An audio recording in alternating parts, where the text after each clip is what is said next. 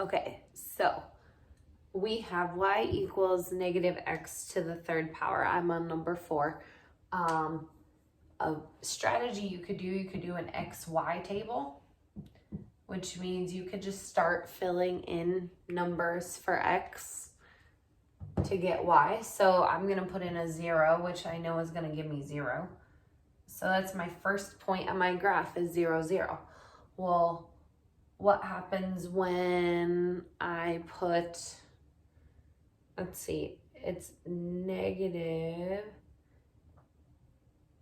So if I put a 1, I have negative 1 cubed, which means negative 1 times negative 1 times negative 1, which gives me negative 1, because negative 1 times negative 1 is positive 1 times negative 1, negative 1.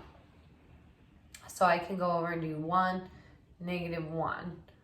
Well, I'm going to try to put a negative 1 in. Okay.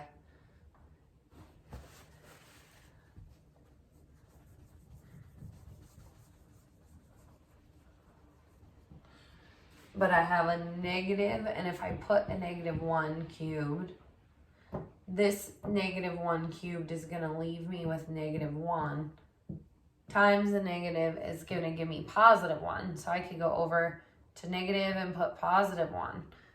Okay. You can keep filling in numbers.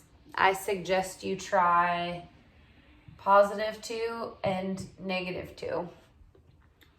And if you want to keep going, try positive 3 and negative 3. You just input those numbers for x. So you would come up and put y equals a negative. You're filling in 2. Okay. Keep trying to graph it. You need to decide in which quadrants of a graph will this graph go into. This is quadrant. This is quadrant 1. Okay. This is quadrant 2. This is quadrant 3 and quadrant 4. Those are all the quadrants of a graph. They will never change. So remember this, quadrants.